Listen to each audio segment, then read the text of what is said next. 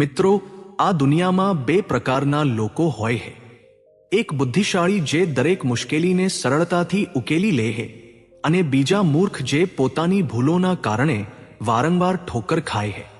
આચાર્ય ચાણક્યે કહ્યું હતું કે મૂર્ખતા માણસને તેની મંજિલથી દૂર લઈ જાય છે। આજના આ વિડીયોમાં જાણો મૂર્ખ વ્યક્તિના એવા 7 લક્ષણો જે તેને બરબાદ કરી દે છે। જો આ લક્ષણો તમારામાં હોય તો સાવધાન થઈ જજો, અને જો ન પણ હોય તો પણ આ વિડીયો તમારા જીવનને વધુ બહેતર બનાવશે। તો ચાલો મિત્રો, આજનો આ વિડીયો શરૂ કરીએ।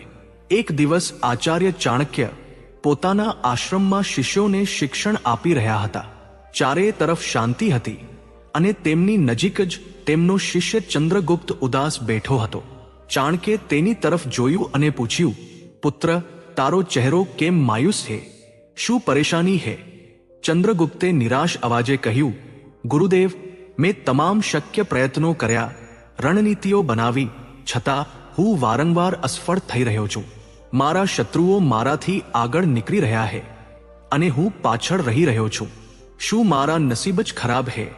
ચાણક્યે એક ઊંડા સ્મિત સાથે કહ્યું, પુત્ર, નસીબ નહીં પણ મૂર્ખતા માણસને અસફળતાના ખાડામાં ધકેલી દે છે। પ્રતિભા તો ઘણા લોકોમાં હોય છે, પરંતુ મૂર્ખતા તેમની પ્રતિભાને બેકાર કરી દે છે। મૂર્ખતા કોઈ જન્મજાત દોષ નથી, પરંતુ કેટલીક આદતો અને વર્તન છે જે વ્યક્તિને બરબાદી તરફ દોરી જાય છે। ચંદ્રગુપ્તે ઉત્સુકતાથી પૂછ્યું, ગુરુદેવ, મૂર્ખતાના આ લક્ષણો કયા છે? હું કેવી રીતે જાણું કે તે મારામાં છે કે નહીં? ચાણક્યે શાંત અવાજે કહ્યું, આજે હું તને મૂર્ખ વ્યક્તિના એવા 7 લક્ષણો વિશે જણાવીશ જે તેને પતન તરફ લઈ જાય છે। આ લક્ષણોને સમજ અને એનાથી બચ, કારણ કે આજ તારા જીવનને બદલી શકે છે। તો મિત્રો, ચાલો જાણીએ એ 7 લક્ષણો। નંબર 1, ઘમંડ અને પોતાને સૌથી શ્રેષ્ઠ સમજવું। ચાણક્યે કહ્યું, મૂર્ખ વ્યક્તિનું પહેલું લક્ષણ છે તેનો અહંકાર। તે પોતાની નાની અમથી સિદ્ધિ પર એટલો બધો ફૂલાઈ જાય છે કે તેને લાગે છે કે તે જ સૌથી શ્રેષ્ઠ છે, પરંતુ આ જ ઘમંડ તેની બુદ્ધિને આંધળી કરી દે છે। તેમણે એક વાર્તા સંભળાવી। એક ગામમાં એક યુવાન વેપારી હતો। તેણે થોડાક સોદાઓમાં સફળતા મેળવી હતી। તેને પોતાની ચતુરાઈ પર એટલો ઘમંડ આવી ગયો કે તે દરેક વ્યક્તિને નાનો સમજવા લાગ્યો। એકવાર એક અનુભવી વેપારીએ તેને સલાહ આપી કે તેણે જોખમી સોદાઓથી બચવું જોઈએ, પરંતુ તેણે હસીને કહ્યું, મને કોઈની સલાહની જરૂર નથી, હું બધું જાણું છું। પરિણામે તેણે પોતાનું બધું જ ધન જોખમમાં મૂકી દીધું, અને તે દેવાળીઓ થઈ ગયો। ચાણક્ય બોલ્યા, ઘમંડ વ્યક્તિને નવું શીખતા રોકે છે। આજના સમયમાં લોકો સોશિયલ મીડિયા પર પોતાની નાની નાની સિદ્ધિઓનો ઢંઢેરો પીટે છે અને બીજાની સલાહની અવગણના કરે છે, પરંતુ જે દરેક ક્ષણે શીખવા માટે તૈયાર રહે છે તે જ સાચો બુદ્ધિશાળી છે। ઘમંડ બુદ્ધિનો સૌથી મોટો શત્રુ છે। જે શીખવાનું છોડી દે છે તે મૂર્ખતાને ગળે લગાડી લે છે। નંબર 2, વિચાર્યા વગર બોલવું। ચાણક્યે ગંભીર અવાજે કહ્યું, મૂર્ખ વ્યક્તિની બીજી નિશાની છે તેની અનિયંત્રિત જીભ। તે વિચાર્યા વગર ગમે તે બોલી દે છે, અને આ જ તેની બરબાદીનું કારણ બને છે। તેમણે એક કિસ્સો સંભળાવ્યો। એક દરબારીને રાજાએ એક ગુપ્ત યોજના સોંપી હતી। તે મૂર્ખ દરબારીએ પોતાનું મહત્વ બતાવવા માટે તે રહસ્ય પોતાના એક મિત્રને કહી દીધું। મિત્રએ એ વાત શત્રુ સુધી પહોંચાડી દીધી, અને રાજાની યોજના નિષ્ફળ ગઈ। તે દરબારીને કડક સજા મળી। ચાણક્યે સમજાવ્યું કે શબ્દો તલવાર કરતાં પણ વધુ ખતરનાક હોય છે। એકવાર મોઢામાંથી નીકળી ગયા પછી તે પાછા નથી આવતા। આજે લોકો સોશિયલ મીડિયા પર વિચાર્યા વગર પોતાની વાતો, ગુસ્સો કે અંગત રહસ્યો શેર કરી દે છે, અને પછી તેમની જ વાતો તેમની વિરુદ્ધ હથિયાર બની જાય છે। જે પોતાની જીભ પર કાબૂ નથી રાખતો તે પોતાના જીવન પરનો કાબૂ ગુમાવી બેસે છે। નંબર 3, જ્ઞાનીઓ અને સલાહકારોનું અપમાન કરવું। ચાણક્યે કહ્યું, મૂર્ખ વ્યક્તિની ત્રીજી ઓળખ એ છે કે તે બુદ્ધિશાળી લોકોની સલાહને તુચ્છ સમજે છે અને તેમનું અપમાન કરે છે। તેને એવું લાગે છે કે તે બધું જ જાણે છે, પરંતુ આજ તેની સૌથી મોટી ભૂલ હોય છે. તેમણે એક વાર્તા સંભળાવી. એક યુવાન સેનાપતિને તેના ગુરુએ યુદ્ધમાં ધીરજ રાખવાની સલાહ આપી હતી, પરંતુ તેણે ગુરુને જૂના વિચારોના કહીને તેમની વાત વગર સાંભળે કાઢી નાખી. યુદ્ધમાં તેણે ઉતાવળમાં ખોટો નિર્ણય લીધો અને પોતાની સેનાને હાર તરફ દોરી ગયો. ચાણક્ય બોલ્યા, જે પોતાના ગુરુઓ, હિતેચ્છુઓ કે અનુભવી લોકોની સલાહને ઠુકરાવે છે, તે પોતાના પતનનો રસ્તો પોતે જ બનાવે છે. આજના સમયમાં લોકો અનુભવીઓની સલાહને જૂની પુરાણી સમજીને નજરઅંદાજ કરે છે અને પછી અસફળતાનો સામનો કરે છે. જ્ઞાનીઓની સલાહ એવો દીવો છે જે અંધારામાં રસ્તો બતાવે છે. તેને ઠુકરાવવી એ મૂર્ખતા છે. નંબર 4, પોતાની ભૂલો માટે બીજાને દોષ આપવો. ચાણક્યે કહ્યું, મૂર્ખ વ્યક્તિ ક્યારેય પોતાની ભૂલોની જવાબદારી નથી લેતો. તે દરેક અસફળતા માટે નસીબ, પરિસ્થિતિઓ કે બીજા લોકોને દોષ આપે છે. તેમણે એક ઉદાહરણ આપ્યું.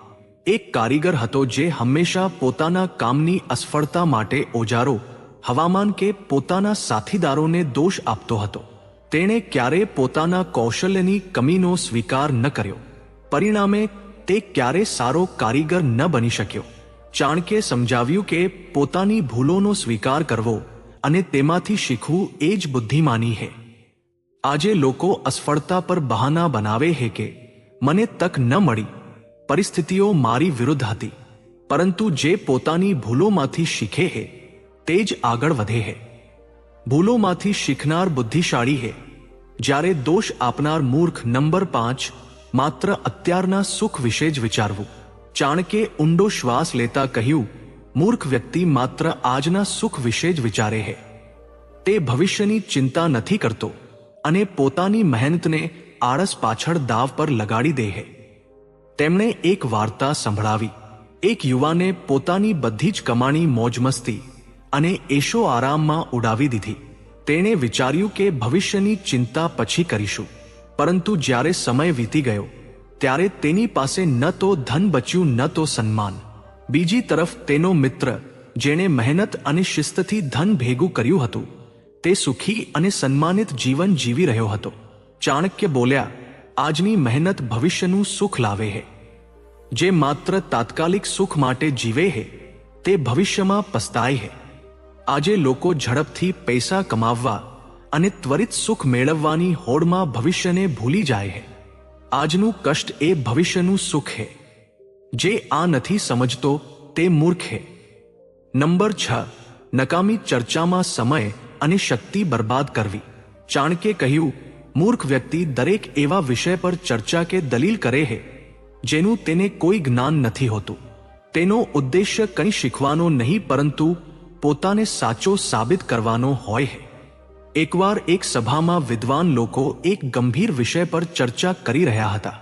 એક મૂર્ખ વ્યક્તિ, જેને તે વિષયની કોઈ સમજ નહોતી, તે મોટેથી પોતાની વાત મનાવવા લાગ્યો. અંતમાં તેની અજ્ઞાનતા બધાની સામે આવી ગઈ અને લોકો તેના પર હસવા લાગ્યા. ચાણક્યે સમજાવ્યું કે બુદ્ધિશાળી વ્યક્તિ જાણે છે કે ક્યારે બોલવું અને ક્યારે શાંત રહેવું. આજકાલ લોકો સોશિયલ મીડિયા પર વિચાર્યા વગર દરેક મુદ્દા પર દલીલો કરે છે અને પોતાની શક્તિ તેમજ સન્માન બંને ગુમાવી બેસે છે. મૌન એ એવી શક્તિ છે જે બુદ્ધિશાળીને મૂર્ખથી અલગ પાડે છે. નંબર 7, પૂરી માહિતી વગર કામ શરૂ કરવું.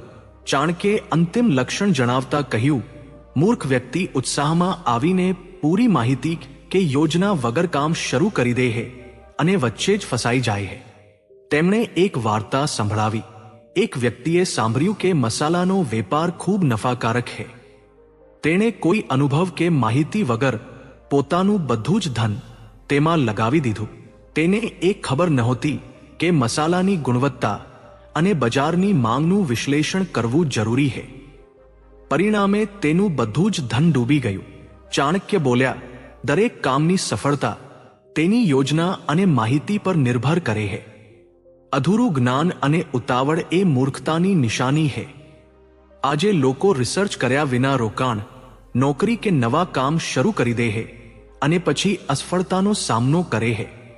માહિતી વિનાનો ઉત્સાહ એ મૂર્ખતા છે અને યોજના સાથેનો ઉત્સાહ એ બુદ્ધિમાની હે. ચંદ્રગુપ્તે ચાણક્યની વાતો ધ્યાનથી સાંભળી અને કહ્યું, ગુરુદેવ, હું સમજી ગયો. આ લક્ષણો મારામાં પણ હોઈ શકે છે. હું આમાં સુધારો કરીશ અને મારા જીવનને વધુ સારું બનાવીશ. ચાણક્યે હસીને કહ્યું, પુત્ર, મૂર્ખતા કોઈ કાયમી દોષ નથી. આ આદતોનું પરિણામ છે. જે પોતાની ખામીઓને ઓળખીને સુધારી લે છે તે જ સાચો બુદ્ધિશાળી બને છે. આ 7 લક્ષણોથી બચ અને તારું જીવન સફળતા, સુખ અને સન્માનથી ભરાઈ જશે. આ નીતિ તારું કવચ બનશે. આને અપનાવ તો મિત્રો, તમે ગમે એટલા પ્રતિભાશાળી કેમ ન હો, આ 7 લક્ષણોથી બચવું ખૂબ જરૂરી છે. જો તમે તમારા જીવનમાં આમાંથી કોઈ પણ લક્ષણ જુઓ છો તો આજે જ તેને સુધારવાનો સંકલ્પ લો. ચાણક્યની આ નીતિઓ તમારા માટે એક માર્ગદર્શક બની શકે છે. તો મિત્રો, જો આ વિડિયો તમને પ્રેરણાદાયક લાગ્યો હોય તો વિડિયોને લાઈક કરો, તમારા મિત્રો સાથે શેર કરો અને કોમેન્ટમાં જણાવો કે તમને આમાંથી કયું લક્ષણ સૌથી મહત્વપૂર્ણ લાગ્યું. તેમજ આવા જ પ્રેરણાદાયી વિડિયો દરરોજ જોવા માટે અમારી ચેનલને સબસ્ક્રાઇબ કરી બેલ આઇકોનને ઓન કરી લો. આજ માટે બસ આટલું જ. મળીએ આગામી વિડીયોમાં. ત્યાં સુધી બુદ્ધિમાનીથી દરેક પગલું ભરો. વિડીયોના અંત સુધી બની રહેવા માટે ધન્યવાદ. તમારો દિવસ શુભ રહે.